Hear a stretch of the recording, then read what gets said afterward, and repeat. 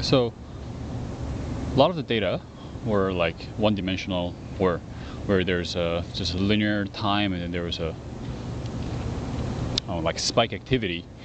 But well now, um, so this is from like single electrode, where now they're probing in from like all the way from like the visual cortex into like all the way down into like thalamus, and then at each along the this like pin, there's like electrodes, and now we're recording like hundreds of signals from neurons, and we're like, now there's like exploding data set. So for this one, we're talking the population coding and the tuning curve, population vector correlation and shared variability analysis, dynamical system is an approach with deep learning. So cosine tuning, this is a cricket, and it's a circle system, which is like what enables them to sense the disturbance in the wind, so they can like know like what's coming from behind by the disturbance of the air. And so if you take like electrode on this each single like hairs on their or like body, and then like we record it from it, and they have a very strong preference towards certain angles of the stimulation. So if the wind is coming from like this certain angles, the neurons spike, but if it's coming from the opposite angle, like it does not spike at all. And so this figure 3.4 kind of shows like their the neurons like tuning curve for it. So there are a lot of signals, and they're telling a lot of things, but we have to combine these like signals to make them into a meaning. So how we're encoding this is through, well, we can represent this in this encoding model where so this firing rate, where the cosine, so this is a wind direction, and then this is a preferred direction of for the neuron. So if you go back to this slide, at cosine of this angle of like, let's say looks like about like negative like 120, and then if the wind is also coming from negative 120, then this will be cosine 0, and cosine 0 is 1, and then it will reach the max firing rate. However, if it's coming from the other end, let's say like, I don't know, like 50, then it will be like negative 70, and then the firing rate will be smaller. But also the cosine, so it kind of turns out to be the dot product of the wind direction and the preferred direction. So go further into the population vector. So we can consider each neuron's response a vector in stimulus space. Direction is preferred direction of neuron. That's what it's representing over in this arrow. And the magnitude is just the firing rate of each neuron in this case then. And we can sum these individual vectors to give an like estimate of the stimulus. We have a nice like 4 quadrants, kind of like well divided 90 degree.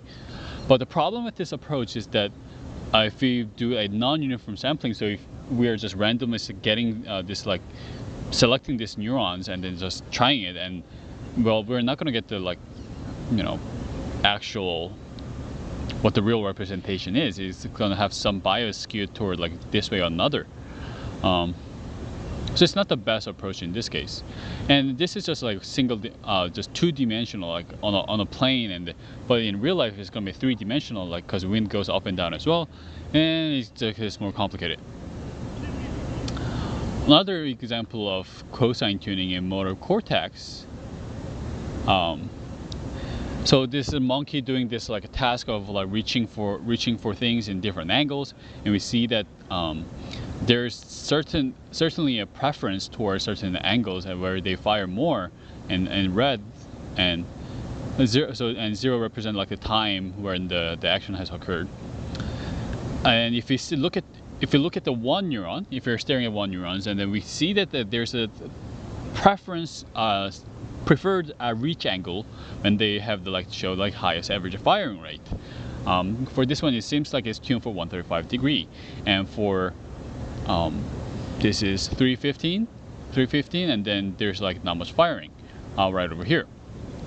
So we can apply the same principle or same encoding model where this is a dot product between the actual angle and the preferred angle times the k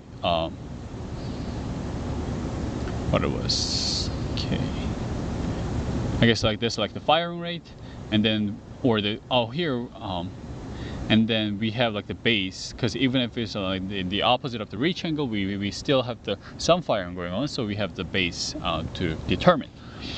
And this could be useful for like BCI, the brain-computer interface, to read the brain signal from the patient, and then you can use it to like move the cursor in certain direction, or prosthetic for arms and legs as well.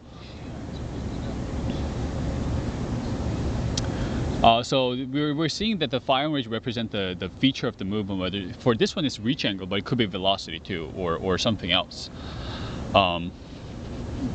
So now from here we were looking at a single neuron. Now we are looking at population of the neurons.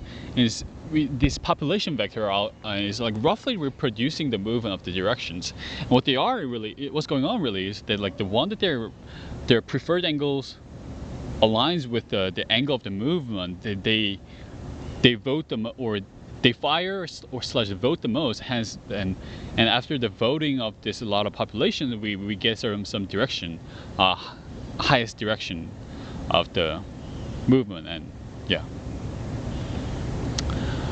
so there was a tuning curve, population vectors, and now we're on to correlation analysis and shared variability. So we have this like bunch of neurons, right?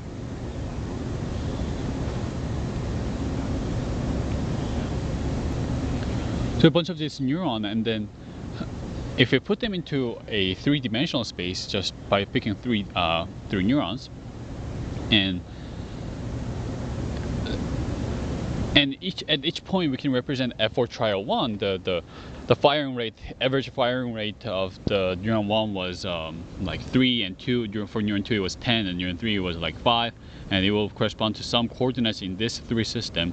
And then we do a bunch of trials, and now we get to some sort of, so the congregation of dots that kind of represents how the neurons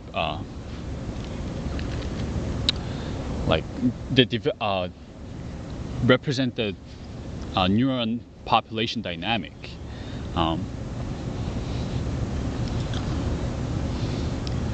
And so that's like a more modern approach. And previously, or old days, it was like pairwise matrix that kind of shows the correlations of the neurons. And yeah. So to go more into the correlation,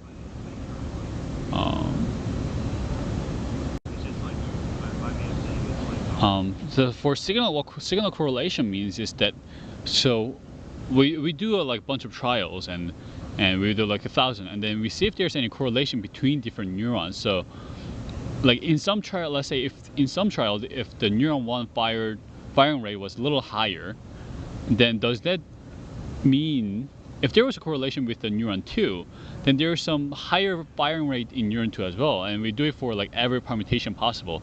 Neuron 1 with neuron 3, neuron 1 with neuron 4, and neuron 2 with neuron 3, neuron 2 with neuron 4, and we do it for like every permutation. We can get like the overall picture. So this is the example of the cell 1 and 2 comparing 2 cells firing correlation. So we see that at a direction here, whatever direction, maybe let's say it's like 90 degree, and there's like some correlation, maybe.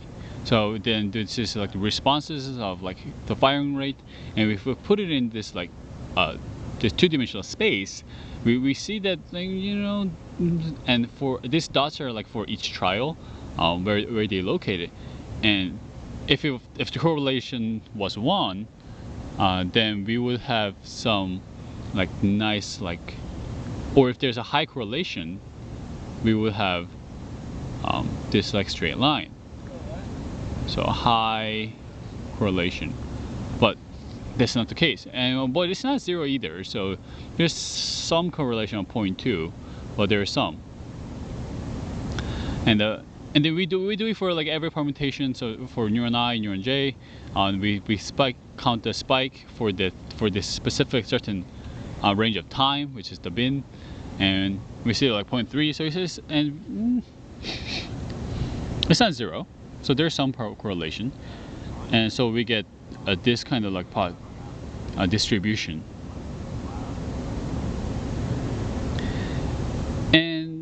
so we can do it for spatial attention.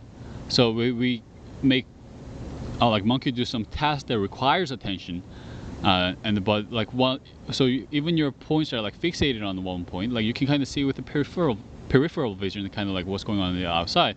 So we can do like a attention in, attention out, and they could see like increase in correlation. And for locomotion, stationary versus just staying stationary versus like running, they see more increase in correlation.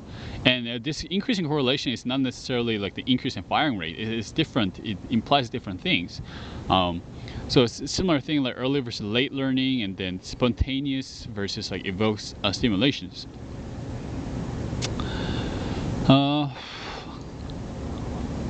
So if, for example, if you have 10 noisy sensors, and what we can do to mitigate the noise is we measure like same thing 10 times with the 10 noisy sensors, and we can kind of average out the noise and get the true signal. However, if the noise is not independent to each other and they're somewhat correlated, which means the noise correlation, then we can't really average out the noise, because they're like we're not averaging out anything.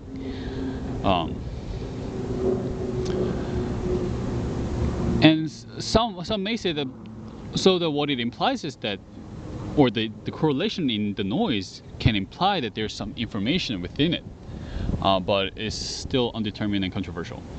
The pairwise metric and population metrics, we're trying every permutation here, pairwise. So this correlation average could be like 0.2, and in one condition. But in condition 2, like they try something else, and then their average correlation could be all like 0.1. That's good and all. But what could be missing, even though it's same 0.1, there's like some different underlying structure that may be totally different. So we're losing a lot of information by just taking an average of the correlation. So what we do is or a different way to explain it would be to latent co-fluctuations. So just under the hood, maybe there's some we set some arbitrary unit that that represents the correlation in between them. And it doesn't necessarily mean that the one represents like the high correlation of all the neurons, and -1 represent like the negative correlation, and 0 means like no correlation whatsoever. It's just some sort of arbitrary unit, whether that better represents the correlations and the population dynamic. And so if you have this latent co-fluctuation, and so for example, like neuron 1, like at this time this latent co-fluctuation is like values here, and for N2 you look at it and then see like how to correlate with other, and then we can kind of show the co-fluctuation pattern here along it, and then we can represent it under like a different space, high dimensional space. So this is a latent method.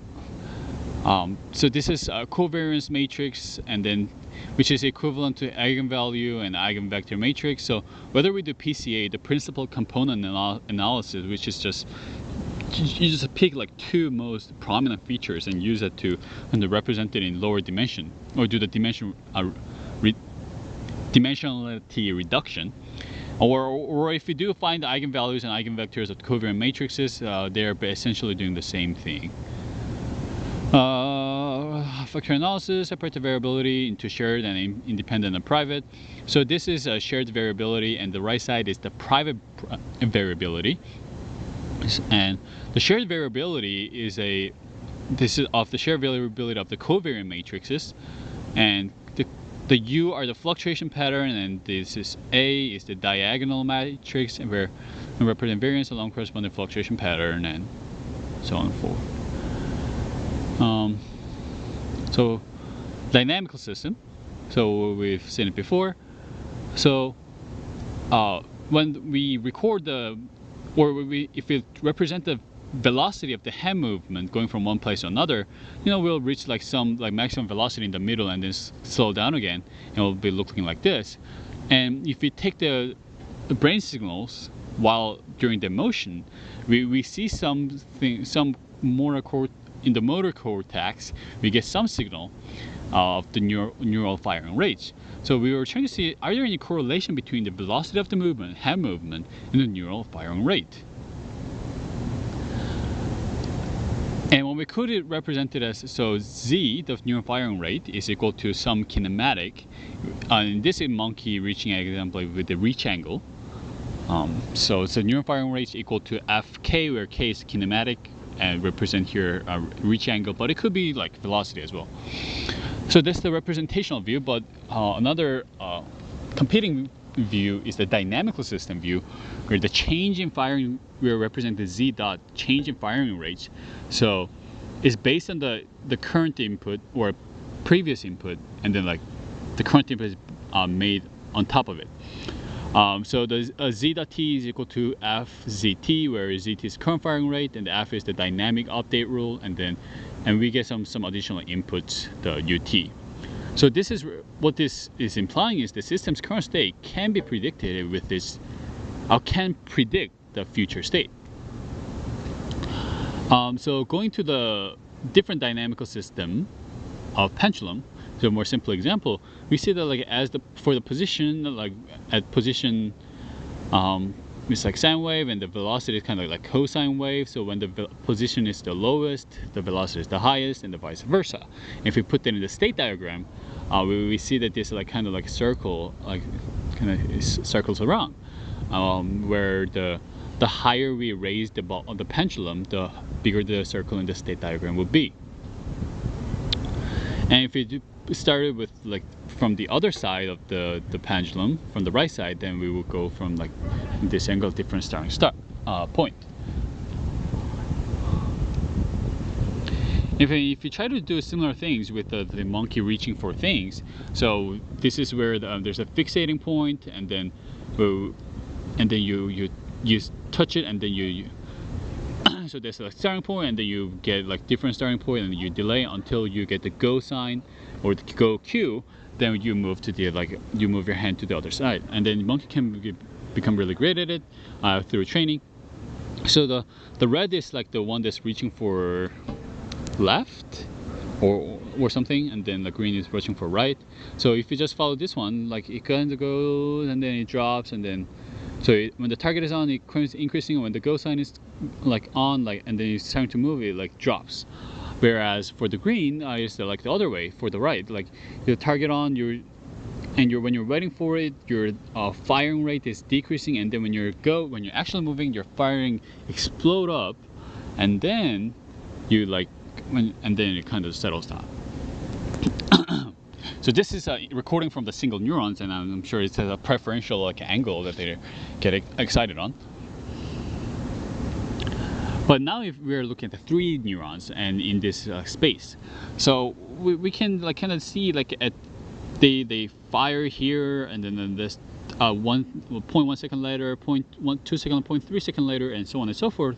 We can kind of make this like a line that kind of has an implied time in it, and we can kind of put that in this like a 2-dimensional lower dimension. This 3-dimensional, I mean it almost is 4-dimensional, and the time is implied and shown here, but we can put this in a lower dimensional state of 2D, right? And we do the similar thing with like 200 neurons. We try to reduce the dimensionality to be able for us to be interpreted that still captures the high dimensional structure within it, and even in the lower dimensional representation. So this is a reach trajectory where the grabbing for the higher position, or like the upper direction, is red, and the green is like the downward motion. And if we look at the neuronal activity, and this x and y axis are like just a arbitrary space, and if you know the PCA, the principal component analysis, you'll be familiar with it. And we can kind of see that on the upper direction, we kind of goes like this way, and then the downward goes like the other way, which is really comparable to the pendulum examples dynamic state. So this still captures the feature of the high dimensional data pretty good.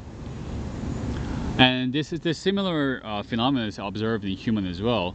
and this 2D state space represent about 30-50% of the total neural variance. It's letting some details go for simplicity, but it still captures pretty good. So now for deep learning approach, how can we precisely estimate the states and dynamics? So we have this one box is equal, can be represented to this like latent space with reduced dimensionality. So hopefully this is like S is smaller than K, the number of neurons, and then just a dynamic system S dot equal to some function with ST, which is the current state. Operationalizing the dynamical system hypothesis. So we have the initial state and it goes into a dynamical system, and it gets some factors and it turns it into firing rate and then like spikes. So what we're really seeing is that like so from small dimensionality, and then we're expanding upon as we go this way, the dimensionality is also going like high. Yeah. And then for nonlinear system, there's autonomous dynamical system version. That for non-autonomous is nonlinear, and we get like additional input, and it kind of becomes like that.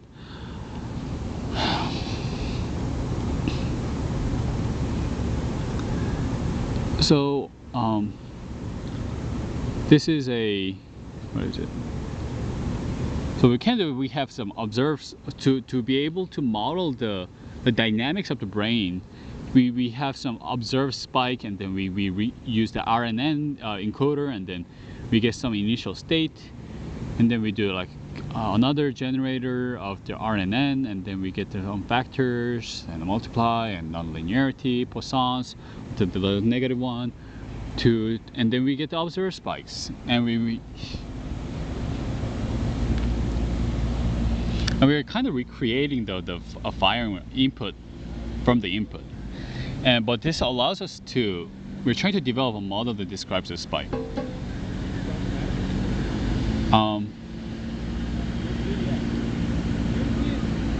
So this generates like factors like fixed over like all time point and implemented by RNN's recurrent weight. We go from RNN to latent state and then firing rate to the observed activity. So firing rate, these are the denoise trials. Low dimensional factors at low dimensional temporal description of your data.